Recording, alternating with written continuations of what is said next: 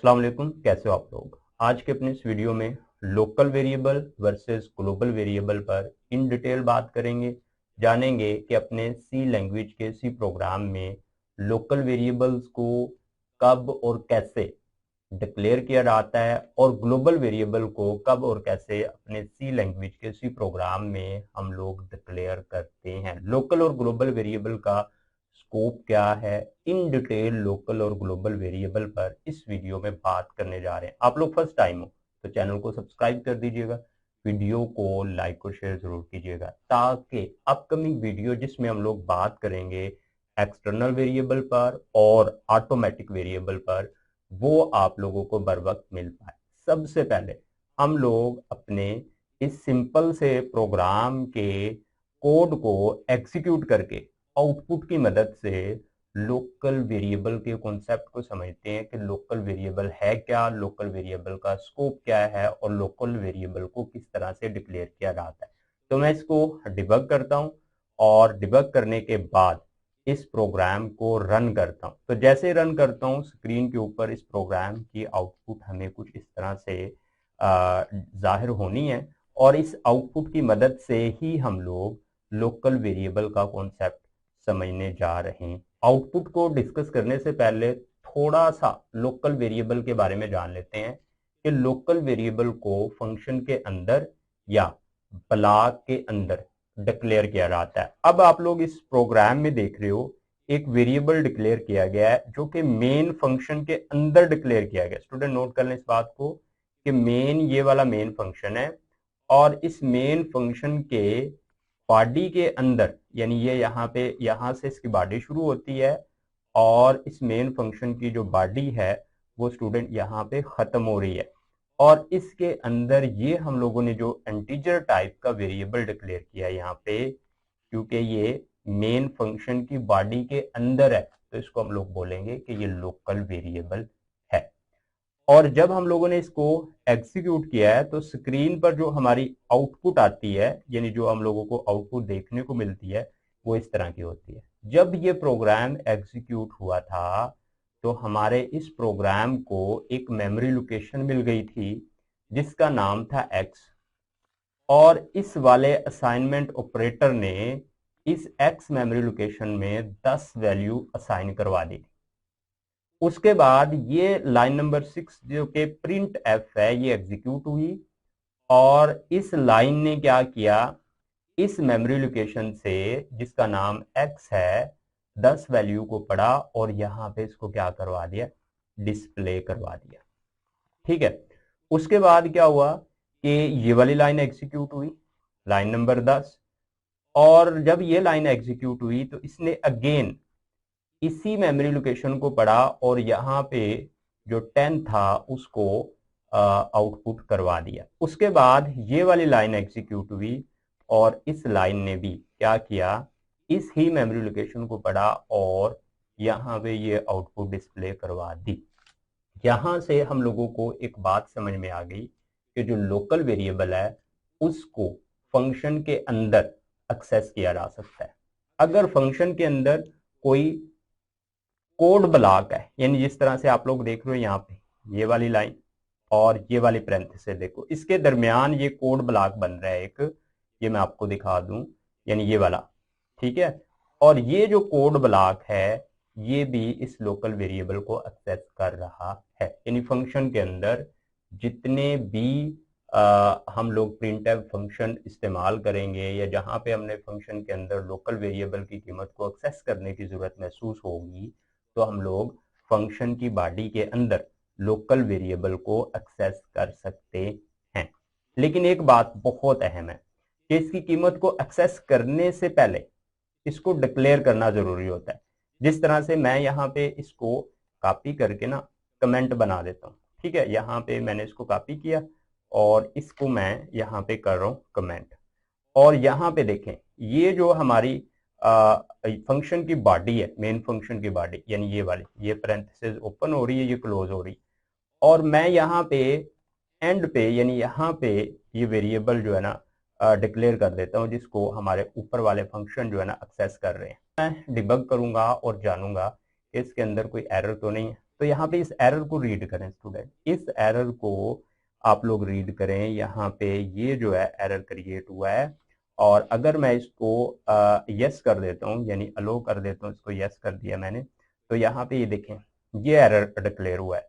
ठीक है, इसको आप लोग गौर से पढ़ लीजिएगा। यहाँ पे लिखा हुआ है x undeclared file use in this function, यानी x की जो वैल्यू आप लोग कर रहे हो वो अनडिक्लेयर्ड है इस फंक्शन के अंदर। तो यहां से हमको ये बात समझ आ रही है कि लोकल वेरिएबल को, ठीक है, हम लोगों ने क्या करना है, इस्तेमाल से पहले यानी उसकी कीमत को एक्सेस करने से पहले डिक्लेयर जरूर कर लेना है।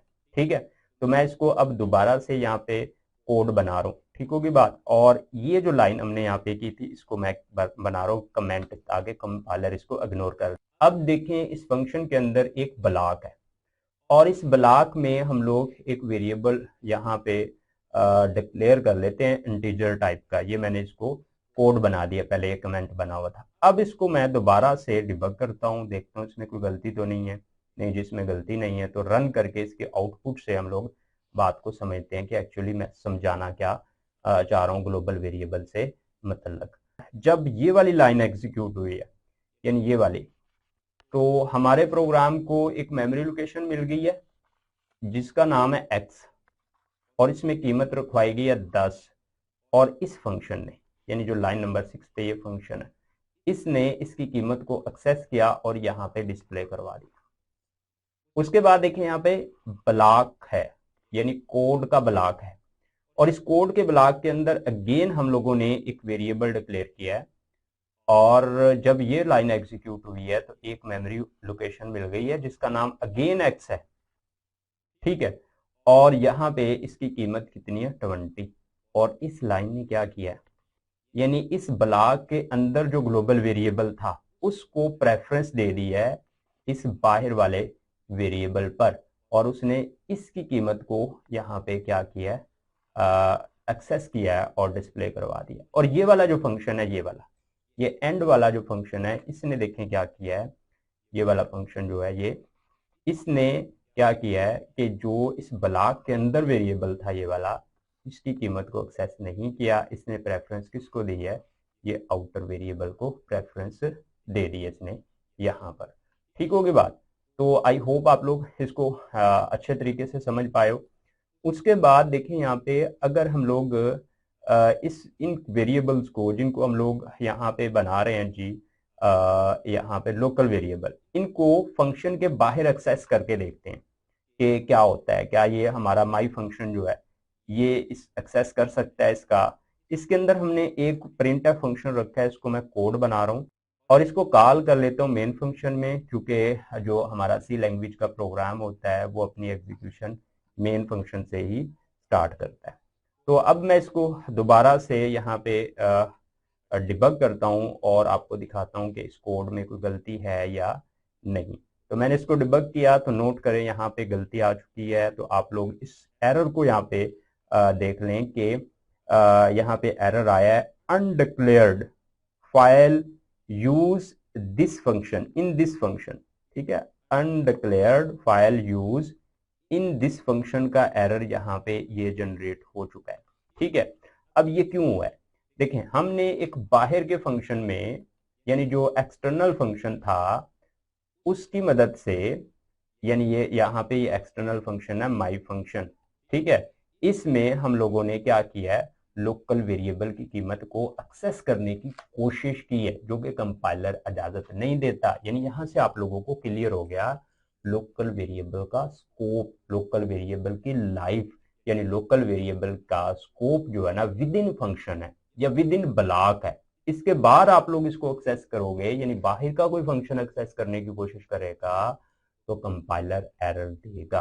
तो ये बात आप लोगों ने अपने जहन में अच्छे से बैठा लेनी है। एक और बात, अब बात कर लेते हैं कि ग्लोबल वेरिएबल की हमें जरूरत क्यों पड़ती है। जब हमारे प्रोग्राम के जितने भी फंक्शंस हैं उनकी जरूरत होती है कि वो एक ही मेमोरी लोकेशन में पड़ी हुई कीमत को एक्सेस करें, तो उसके लिए हम लोगों को ग्लोबल वेरिएबल बनाना पड़ता है, और जिसको फंक्शन की बॉडी के बाहर डिक्लेयर किया जाता है, जिस तरह से यहाँ पे ये कमेंट था, मैंने इसको कोड बना दिया। ये लाइन नंबर 3 आप लोग देख रहे हो, तो ये एक ग्लोबल वेरिएबल है और इस ग्लोबल वेरिएबल को मेन फंक्शन भी एक्सेस कर सकता है और यहाँ पे जो माई फंक्शन है ये भी एक्सेस कर सकता है। बात कमेंट बना रहा हूं और यहाँ से हम लोग सिर्फ और सिर्फ क्या करेंगे कि हम लोग जो ग्लोबल वेरिएबल है उसकी कीमत, यानी ये वाली जो कीमत है, इसको एक्सेस करते हैं और इसको मैं डिबग करता हूँ और देखता हूँ कि हमारे प्रोग्राम में कोई कोड में कोई एरर तो नहीं है। तो नहीं जी, हमारे इसमें कोड में कोई एरर नहीं है। मैं इसको रन कर देता हूँ और आप लोगों को आउटपुट दिखाता हूँ। तो यहाँ पे देखें, ये जो प्रोग्राम की आउटपुट आई है, इसको आप लोग देखें तो ग्लोबल वेरिएबल का कॉन्सेप्ट आपको अच्छे से समझ आ जाएगा कि जैसे ही ये लाइन नंबर 3 एग्जीक्यूट हुई थी तो हमारे प्रोग्राम को एक मेमोरी लोकेशन मिल गई थी और उस मेमोरी लोकेशन का नाम क्या था, एक्स, और उसमें पड़ा होता 50 यानी 50। तो जैसे ही मेन फंक्शन की बॉडी के अंदर ये प्रिंट एफ फंक्शन एग्जीक्यूट हुई तो इसने इस एक्स मेमोरी लोकेशन में पड़ी हुई कीमत को पढ़ के यहाँ पे डिस्प्ले करवा दिया। उसके बाद देखें, मेन फंक्शन के अंदर एक ब्लॉक कोड है और उस ब्लॉक कोड के अंदर, नोट करें स्टूडेंट, यहाँ पे अगेन एक प्रिंट एफ फंक्शन है और इसने भी कीमत जब एक्सेस की तो एक्स में पड़ी हुई कीमत को ही एक्सेस किया और यहाँ पे उसने डिस्प्ले करवा दिया। ठीक होगी बात। तो उसके बाद आगे देखें यहाँ पे कि जो मेन फंक्शन था यहाँ पे, यानी x की कीमत यहाँ पे x मेमोरी लोकेशन में 50 पड़ा हुआ था। तो यहाँ पे देखें कि जो ये वाला फंक्शन था, यानी अगेन मेन फंक्शन की बॉडी में ही है और इसने भी इस 50 की कीमत को पढ़ा और पढ़ के यहाँ पे तीसरे नंबर पर प्रिंट करवा दिया। उसके बाद कॉल जाती है माई फंक्शन को। माई फंक्शन को जब कॉल जाती है तो माई फंक्शन नोट करें, उसके अंदर अगेन एक्स की कीमत को एक्सेस किया जा रहा है जो कि एक मेमोरी लोकेशन पर पड़ी हुई है जिसका नाम एक्स है और जब ये एग्जीक्यूट होगा तो इसने भी इस कीमत को पढ़ के यहाँ पे चौथे नंबर पर डिस्प्ले करवा देना है। अब यहाँ पे हमने एक चीज और देखनी है कि ये ग्लोबल वेरिएबल हमने एक्स ले लिया है, तो यहाँ पे मैं एक लोकल वेरिएबल बना रहा हूँ, ठीक है, इस फंक्शन के अंदर, और देखते हैं इस कोड को एग्जीक्यूट करके कि कंपाइलर इसकी इजाजत देता है या नहीं। अगर देता है तो आउटपुट कैसी दिखेगी कि जो मेन फंक्शन है वो किसको प्रेफरेंस देगा, लोकल को या फिर ग्लोबल को। तो इसको मैं दोबारा से यहाँ पे डिबग कर रहा हूँ, एग्जीक्यूट करते हैं। तो यहाँ पे नोट करें स्टूडेंट, ये बात बहुत अहम है नोट करने वाली कि जो लोकल वेरिएबल है उसको तरजीह दी जा रही है ग्लोबल वेरिएबल पर।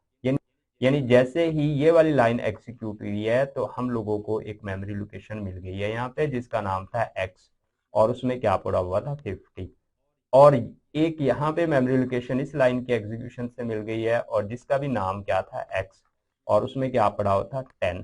लेकिन जो मेन फंक्शन की बॉडी है उसके अंदर जितने भी प्रिंट फंक्शन हमने 3 इस्तेमाल किए हैं वो तीनों के तीन इस x की कीमत को, जो कि लोकल वेरिएबल एक्सेस कर रहे हैं।